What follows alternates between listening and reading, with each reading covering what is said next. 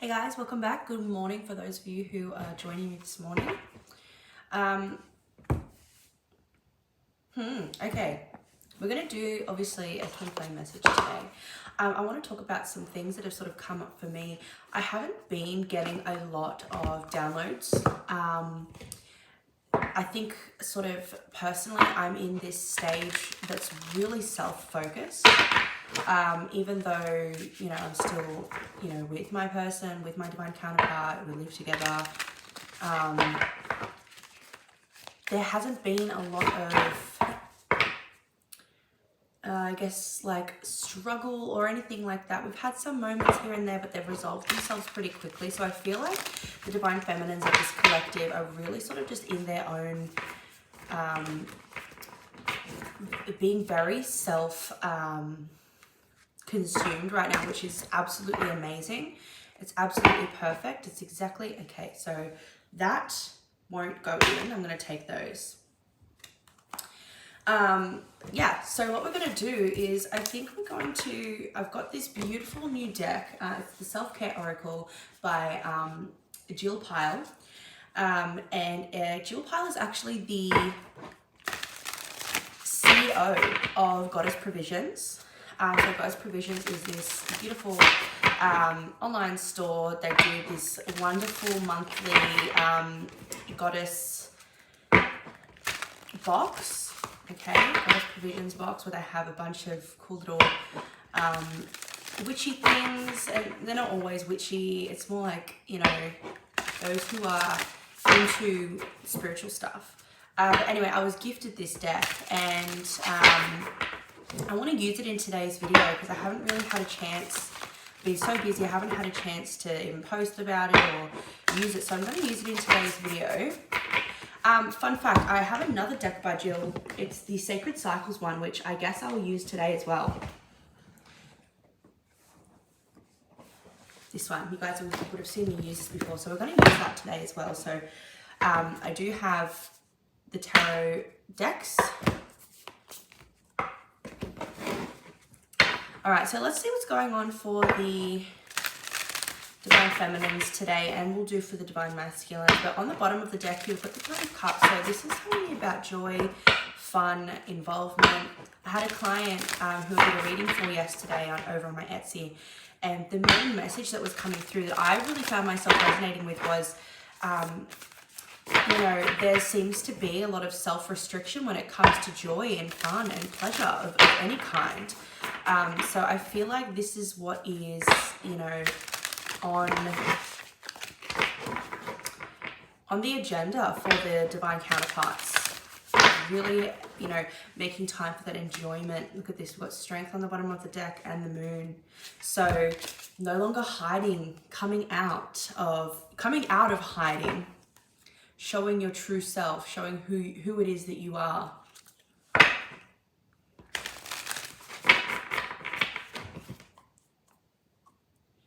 One more shuffle. There's the Divine Feminines. Spend time with animals. So if you're an animal person, this absolutely might resonate for you. Clean your space. And connect with the earth. So I've got lots of spend time with animals, clean your space and connect with the earth. So in some kind of way, connecting with the earth. I just did a little ritual this morning, and I feel like that's my way of connecting with the earth, connecting with the elements, by getting in touch with the energy. I'm not by any means an animal person, and I clean for a living, so these two are sort of out for me, and it's the middle of winter. I'm not really going to go and be out in nature, but I can see how all of these things are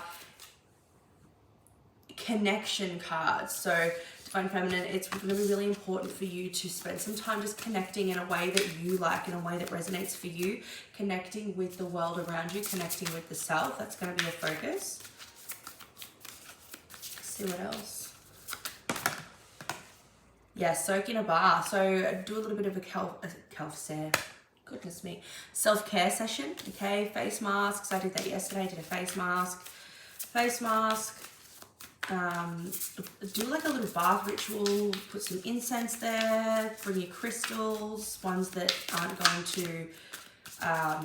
so not crystals like selenite. Think like clear quartz. Things like that. Don't put selenite with you. And try and use like natural products. What else have we got?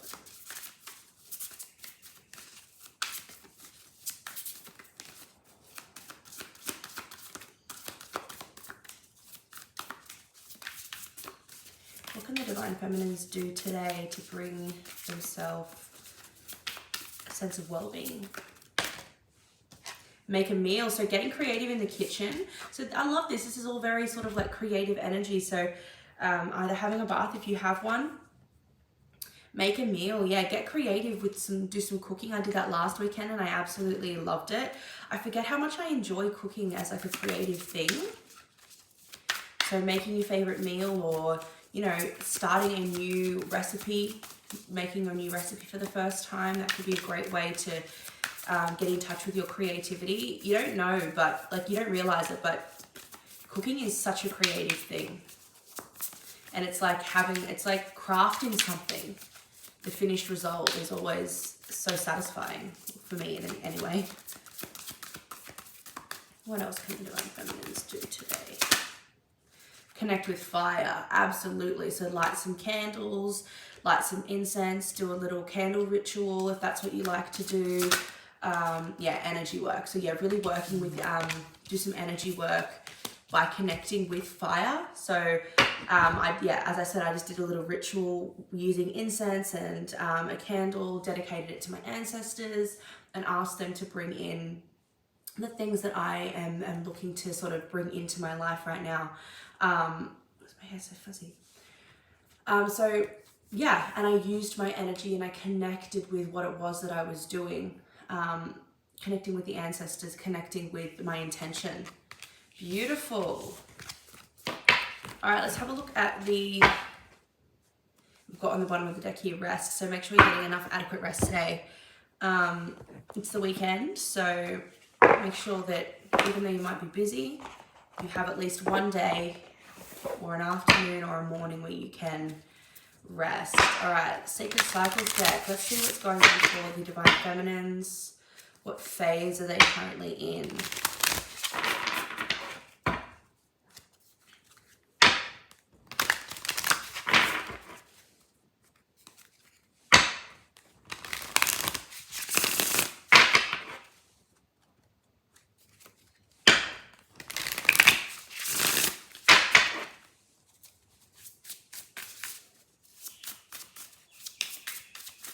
So this deck is by Jill Pyle and M. Dewey. Sorry, not just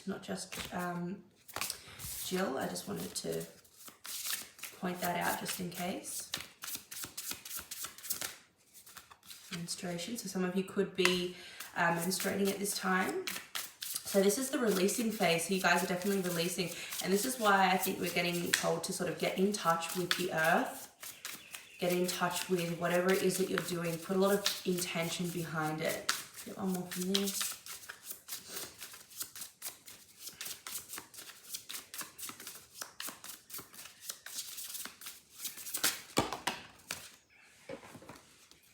Got labia here. All right, so I will read those just because, again, still not familiar with this deck. I don't use it every single day.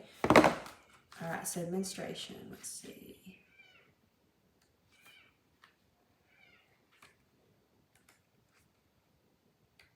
Okay, I surrender to my body's sacred wisdom. Regardless of whether you experience a menstrual cycle, there is much to be gained and learned from the fundamental beliefs you carry about this bodily experience. This impeccably integrated system of letting go offers the recurring opportunity to assess what must be left behind. Each time the sacred body chooses to unburden itself of those accumulated layers, it's an invitation to acknowledge the potent mix of grief and relief that arises within this release. Reclaiming this phase through ritual reignites the power and the magic it holds. Wow. It is a time to bring awareness to your relationship to grief, relief, and release and surrender. A deeper exploration of these concepts holds much wisdom for you at this time. This new wisdom you gain will help you welcome the next cycle of growth into your life. Wow, so definitely a cycle of growth here. Okay, and a little journal prompt, it says, what are my thoughts and beliefs about menstruation? Where do these originate from and do they serve me? Beautiful. Okay, so number 49. Okay.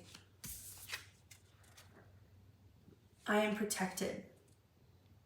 Encompassing the external structures of the genital area, the labia surrounds and protects the delicate, powerful parts of the inner generative space. Acting as a guardian and pleasure center, it can also hold on to unprocessed emotions and experiences. Wow, I didn't know that. That's really interesting. Take note of anything that feels a bit exposed or raw at this time, and consider how you might give more care to this cherished part of you. In the past, it might have felt liberating and important to share this part of yourself with the world, but now that same part is calling for an internal, nurturing vibration instead. If you are considering whether to bring a new creation or aspect of yourself into the light for others to see, be sure to give yourself plenty of time and space to discern whether it is in alignment and conjures a sense of pleasure. Let joy be your guiding light. Look at this, these last 3 cards. That's absolutely what that's talking about there. And look at this. These 3 beautiful women are looking up toward the light, the stars, letting it guide them. Wow, that's beautiful. So what I noticed coming up for me lately was these feelings of inadequacy that weren't like direct. Meaning I would see, it was like people that I would meet and people that I love and people that I get along with so well, I would notice this like, almost like this, why can't I be like that? I wish I was like that type of thing. And when it comes to the twin flame journey, seeing how my masculine interacts with these people, and it's these people that have the same placements as his moon sign. So I was seeing him obviously naturally gelling with these people. And I love that he's, you know, this outgoing, charming person and he makes people laugh. I absolutely love that about him. And yeah, seeing these people that I also love and get along with really well, but almost sort of like comparing the qualities that I'm admiring about them and sort of being like, I wish I was like, why can't I be like that? But it's almost, it's really interesting because it's not like a jealousy and it's not like a, it's more like a healthy envy. But the thing is,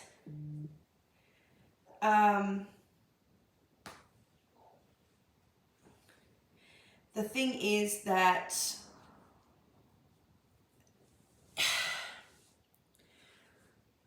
obviously those qualities and those things that I'm admiring in them are qualities that I naturally possess, but they're things that I wouldn't be able to see in myself. They're things that would be admired from an external person looking at me, if that makes sense. So it's like, it's one of those things where it's like, you know, having to trust that I do have those things and I am those things. And, you know, seeing the way that it's really interesting to bring an astrological viewpoint into it, seeing the way that my counterpart interacts with those people that have the same sign or same placements as his moon sign. That moon sign is naturally already activated around those people. The same way that, you know, when I'm around Taurus people or people with the same moon placement, you know, Taurus moon or Taurus rising, my moon sign, my Taurus moon is activated and it naturally comes out. For example, I'm a Taurus moon and both my dad and my stepmom are Taurus risings. So that emotionality, the parts of me that I keep more hidden or, you know, don't necessarily show the external world, are activated. And so it's the same way for, you know, the counterpart, in the way in which his moon sign is activated around those with similar placements or the same sign placements. Not in a deep way, but I do notice it. And there are, you know, parts of me wish that I could bring that out in him too. And this is part of the, let's see how that's part of the journey. Speaking on that, let's see how that's part of the journey. I will read those cards that came out, but I feel like that's a separate thing.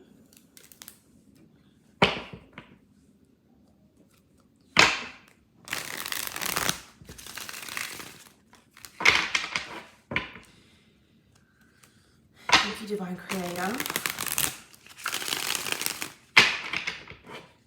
What's the question here?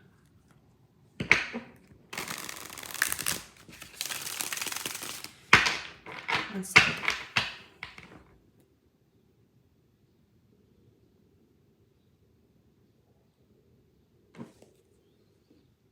How can we navigate, or how will it be navigated?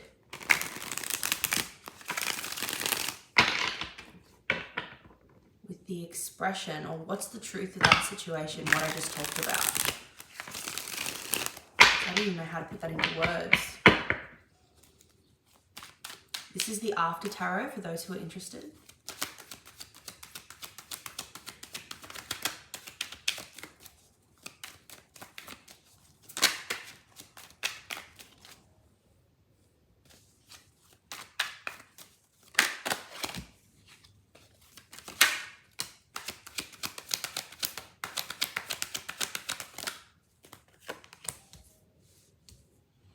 So we've got the Six of Pentacles, the Sun and the Tower. So there's something when it comes to sharing, giving, and receiving.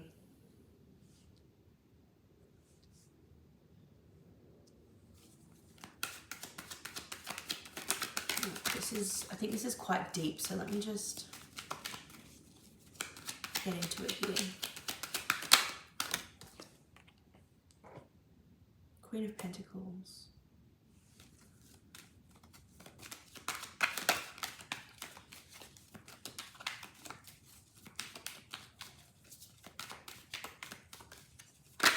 If you're resonating with what I said about the placement thing, and you know your counterpart's moon sign, and you know your chart, check where that sign is in your chart. For example,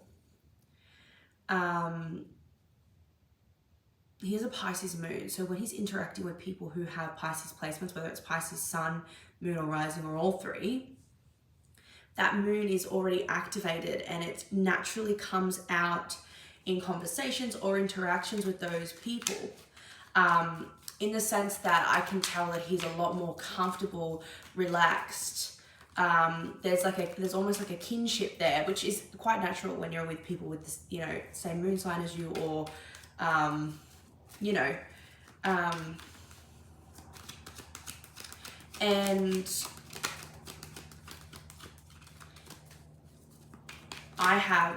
the only place I have Pisces is my 8th house with my south node there. So I've been and done the Pisces placement. I've been and done the Pisces energy in my last life, because the south node talks about past lives. And in a past life, my most relevant past life to this life, I was a mystic and a healer. So, and I was persecuted for those gifts. So the Pisces energy, I've been there, done that, and I feel like I get that Pisces energy. Like, I understand that Pisces energy. Yeah, and I really love the way I feel when I'm around Pisces people, hence why my counterpart has a Pisces moon. But, you know, looking at that going, well, I don't naturally bring out that Pisces energy in him. However, because it's the 8th house, I feel like I might, or I could, but I don't see that. I feel like it's a lot deeper because it is the 8th house. I feel like it's almost like 12th house energy. There is a lot of 12th house synastry between us because he has Capricorn in his 12th house with Mercury. And I have a Capricorn stellium in my 6th house. So it's like that I am all Capricorn energy. And that's sort of like, can be sometimes hard. Because it's like with the Pisces, the 8th house Pisces, South Node, and then the Capricorn stellium, it's like I can already see into who he is and what he's like. I know him intuitively, psychically, in a way that I'm not even aware of, if that makes sense. And he can obviously sense that, being connected with me, being my twin, being my counterpart. And I feel like that's where it's almost like this, I choose how much I share, I choose how much I give. It's almost like this, it's really weird. It's almost like,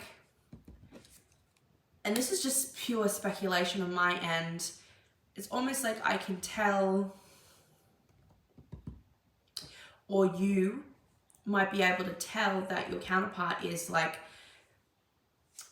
intentionally, but subconsciously intentionally holding back, and they might not think they are, or they might find themselves holding back in that way and being like, I don't know why I'm doing this. Like they might think that to themselves. It mightn't feel safe for whatever reason, not because of anything you've done, but it might not feel safe for them to give that. So you notice when their moon or whatever is activated around other people, you notice that carefree energy, and you're like, you know, it's like there's a recognition between that, and you're like, well, why can't I bring that out? And you can, and you do. You don't need, it's almost like it's already a given. But, you know, why do they choose to hold that back? Why do they choose to hold that back? And it's all to do with the inner child. Hold that back. It's all to do with the inner child here. And as the inner child gets activated more and more and more, and this is interesting, I was having this conversation with my friend last night. As the inner child, you interact with your inner child with them. I've noticed the more that I am openly silly and goofy, I'm not waiting for, and it's a habit. It's not something that I consciously do, but sometimes I'll notice that like I'm waiting for him to be in a good mood or be silly or goofy to give me permission to do so. That's my own thing, and I feel like obviously that's our thing that we have to heal and learn. But as I just find myself being silly and goofy and stupid, it gives him that window to tease me, or like, you're acting stupid, you're acting silly, like, you know, in a joking way, or, you know, it's hard to explain the way in which that we're silly and goofy together. So you'll know what that dynamic is for you guys. But the more I notice this tug of war between the two inner children, the more I notice that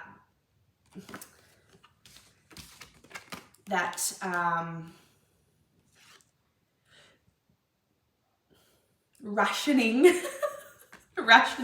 spirit's giving me, rationing of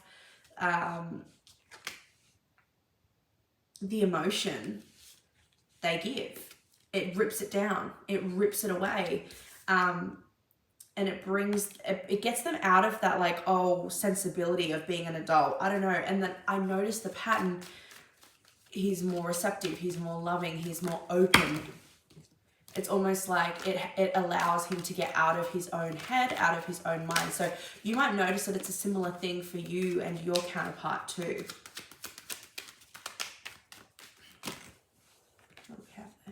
The Moon and the Ten of Swords.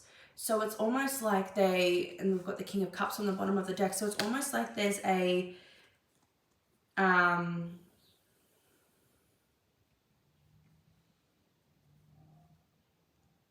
don't even think they're really aware completely consciously the extent of their pain, like from the past.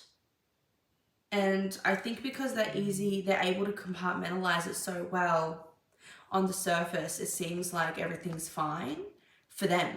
For them. We know, obviously, there's more because we are connected and we see that. We're connected with them on that level because they are us. And the interesting thing is, when we're talking about this is being reflected. This is a reflection of something that's happening within us, and it comes back down to how injured and how hurt and ridiculed the inner child has been. So it comes down to the inner child. So this is their dynamic, and this is how it plays out for them. How does it play out for us?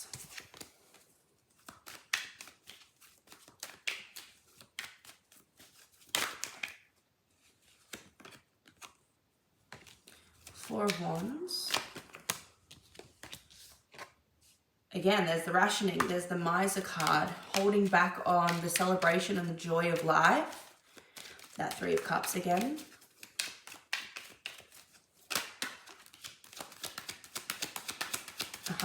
Okay, so from a young age, you were taught that you had to be really sensible and that you had to grow up really, really quickly. So where you might have also been ridiculed. So I feel like it's the same for both, but specifically, what's the dynamic here?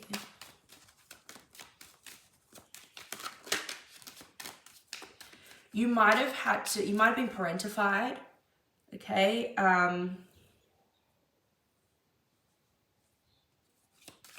Both might have been parentified.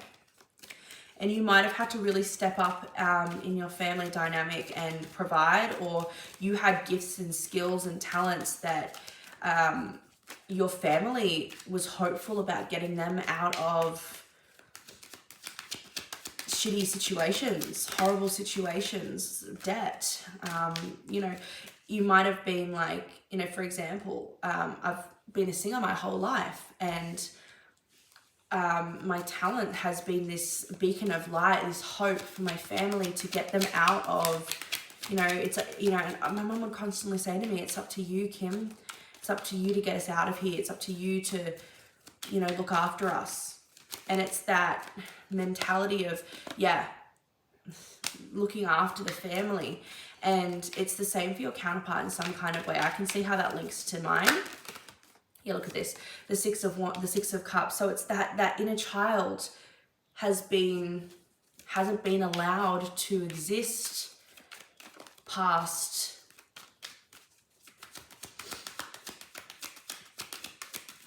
eight years old. As soon as it was like 8, 9, 10, end of primary school, as soon as into high school or something like that, boom, the burdens hit. So we were still children then. We're still children even at the end of high school. And I feel like all of high school, we didn't really get a chance to be kids. We didn't get a chance to be teenagers. It was work, work, work, work, work. You want to do this, you've got to pursue this, blah, blah, blah, blah. It was like time to make your dreams happen. So the more that you and your masculine or divine counterpart, whatever it is, and if you're not in communication with them, or you're not seeing them at the time, you can practice this just for your own, being silly and goofy with those around you, being silly and goofy to yourself, doing silly and goofy things, playing games that you used to love doing when you were a kid. Like, the more that you get in touch with your inner child, the more that your masculine will, the more that your counterpart will. And if you are in communication with your counterpart, the more that you allow yourself to be silly and goofy and playful, the more that they will be receptive to that. It sort of allows them to naturally, it's like, have you seen that video on Instagram where, I don't know who it is, he's like being interviewed, and it's like talking about baby talk, and the interviewer was like, call your best mate and just talking to baby talk and see if they're receptive to it. So he does, and the best mate just starts talking back. It's that kind of mentality. It's like,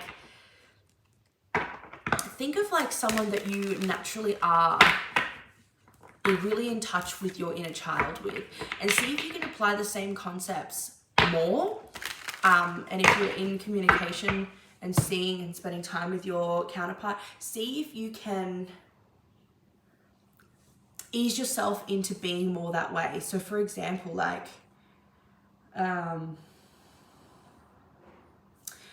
sometimes, like, so the way that my sister and I are, that's very much a relationship where we are both very in touch with our inner children, and there's not a lot of adult interaction. It's like, boom, inner child comes out completely. So when my sister comes and stays with us, it's just the three of us are just literally like this, just like a bunch of kids, and we absolutely love it.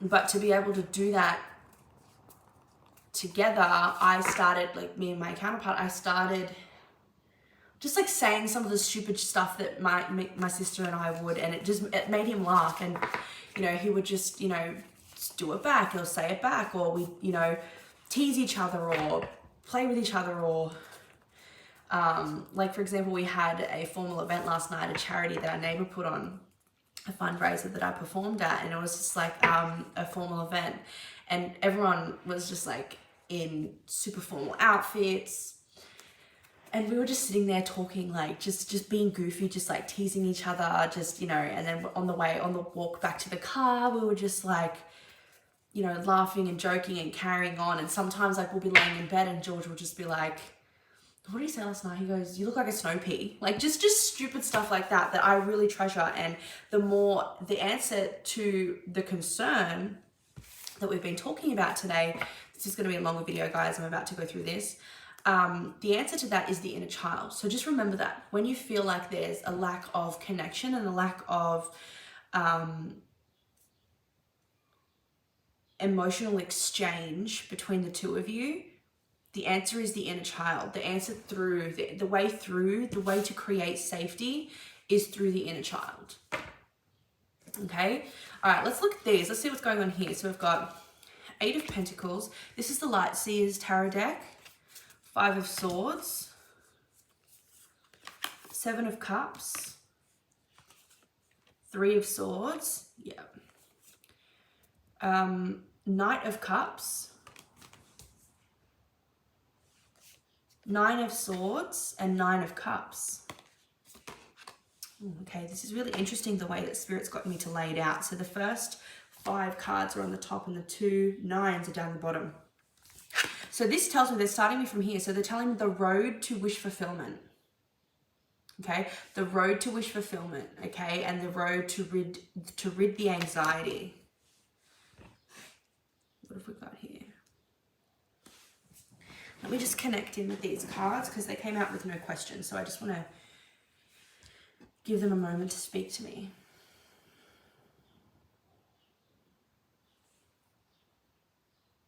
I kind of feel like it's still going off what we're talking about. I don't know if this is a completely new message. I don't feel like it is. I've got similar cards on the bottom here.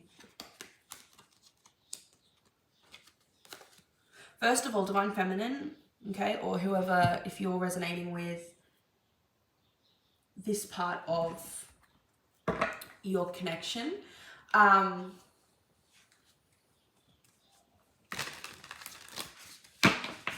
your sense of well-being and your confidence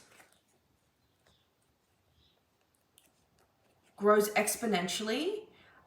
So the disappointment that you feel is soon going to be like eradicated completely. I don't see that there's going to be disappointment in what it is that you're building or what it is that you're working towards. I see there being contentment and sort of like a sense of pride in what it is that you're doing. So that's another message there. So I feel like on a general sense, this is talking about here, the confusion that you may feel within your connection as of late is due to like the pain body, okay? So it's almost like, I feel like there's a need to look at it in a different way. I feel like the only thing that's sort of been, okay, when you're feeling like there's no progress, it's not that there's, like, that's all you'll see. And it's not that, oh my God, my foot is so numb, one sec. It's not that there isn't any progress. It's that the progress that, it's like you're almost fixated on one thing and you're not noticing the progress that is happening. You're not noticing how connected you guys actually are. So it feels worse, okay? So it feels like the work that you've done, or the work that you've done on yourselves, the work that you've done on, like, together, how far you guys have come, it feels like it's all been for nothing.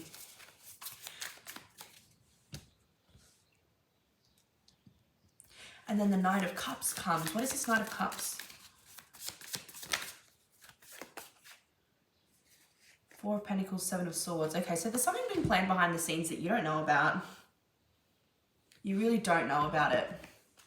And I feel like that's so typical of, like, readers to say on here. And I try not to focus on that kind of stuff too much, because I like to focus on the nitty gritty, and I like to focus on understanding why you are the way you are, understanding why the dynamic that you're experiencing in your connection is that way. I like to take a psychological approach to this and understand in not so technical terms and not, factual terms, the psychology behind these connections and the psychology behind you.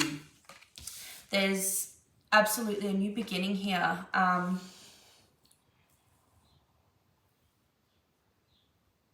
So it's like, I feel like through this, it's almost like this pain or this anxiety or worry that you're feeling, or that you may be feeling soon. It's almost like a, I don't want to say it's intentional, because it's not, but it sort of aids as a cover up to what is actually going on behind the scenes here.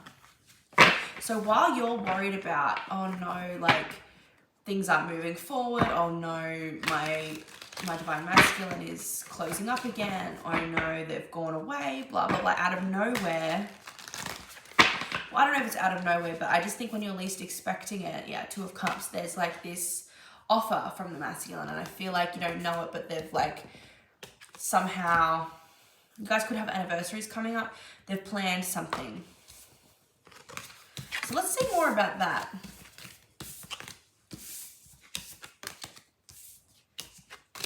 And I feel like you're going to really be able to see how special your masculine finds you, how special they think you are, how appreciative they are of you. I feel like sometimes too, and I'm saying you as in, like, me too, right? We really we hold a lot of admiration, a lot of respect, a lot of love, a lot of awe for our masculine and the way that they are naturally. And we sometimes feel that because we feel that so strongly that they don't feel that way about us, or maybe that we're just, and that's not necessarily true. We don't know. They could be feeling the exact same thing, and they probably are. But because there's no proof of that, what we're wanting is, to be worshipped, or, whatever. We want to feel that appreciation. We want to know what love is. I'm hearing. I want you to show me. I feel like that's, it gets feels a little bit discouraging sometimes. Either that, or it's just my Leo rising talking. So what is this Knight of Cups situation? King of Swords. So this always reminds me of Geralt of Rivia from The Witcher. Literally, I can't not see it. This is Gemini, Libra, Aquarius, okay? We've got an owl, we've got a crow, a dragonfly, and a bat. So lots of air creatures. So this is definitely representing the masculine here, or your divine counterpart.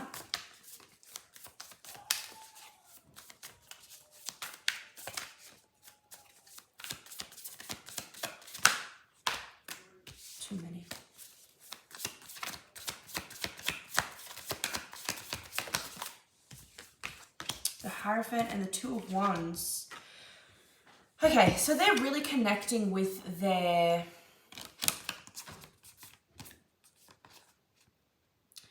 Okay, I watched this reading, I think it was on TikTok, where I saw that the... I can't remember who it was.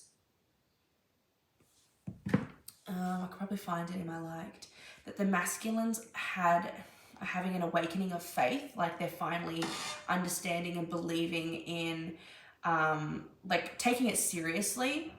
Oh, this is who it is. Own Your Heart on TikTok. Where the masculines are, having an awakening of faith, or having they've like unlocked faith in something. And this is actually allowing them to plan and progress. So what is it that they're planning and progressing?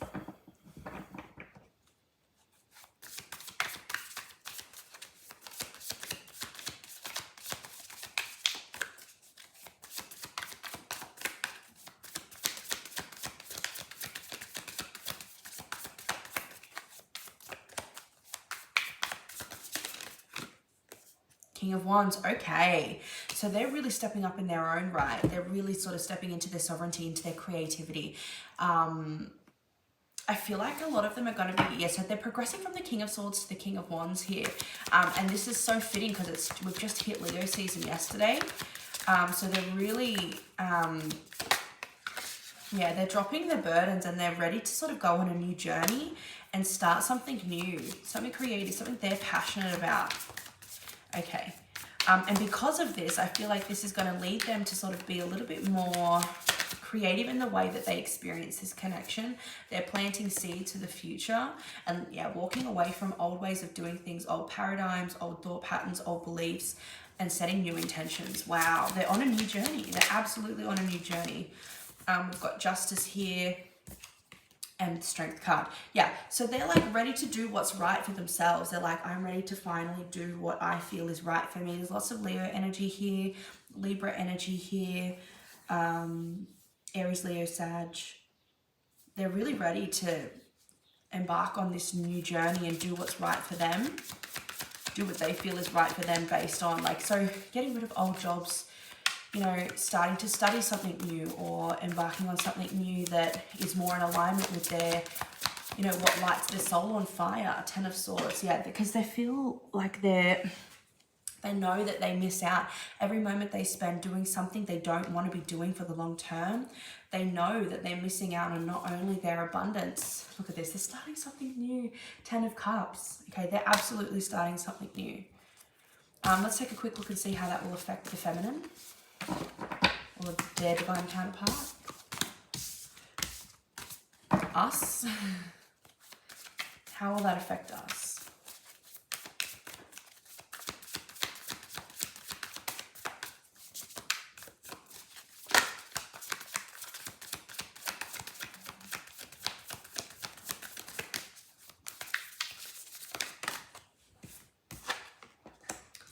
Page of Swords. This is like giving studying vibes.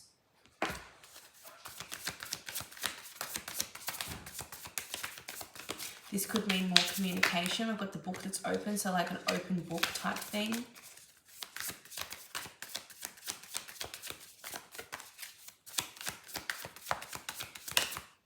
Ace of Wands. How it affects us. It sparks something new within us too. Look at this, Ten of Wands. Leads us down a new path. So I feel like this is pretty synonymous. So whatever they're going to be going through, we're going to be going through. So this is really good and easy to say that there's going to be a lot of mirroring happening here. So when you start to find yourself embarking on new things, they do. Or if you do first, then they do. So for me, it's the other way around. So I've just started studying and I'm making new moves to a new career. And this is inspiring my divine masculine to do the same when it comes to him. So this is really interesting. So this is, talking really about mirroring here. Yep, Ten of Swords. Letting go of the things that, going on a new journey. This reminds me of Moana. Walking on a new journey, letting go of the burdens, picking up you know, someone new. I really love that. And look at this, that Nine of Swords, letting go of that fear and allowing that success and recognition to come through, moving forward victoriously, successfully. Wow, guys. All right, thank you so much for watching. Don't forget to like this video and subscribe if you're not already. If you'd like to grab a personal reading with me, head to the link in the description box. And follow me on Instagram for more daily updates, and I'll see you next time.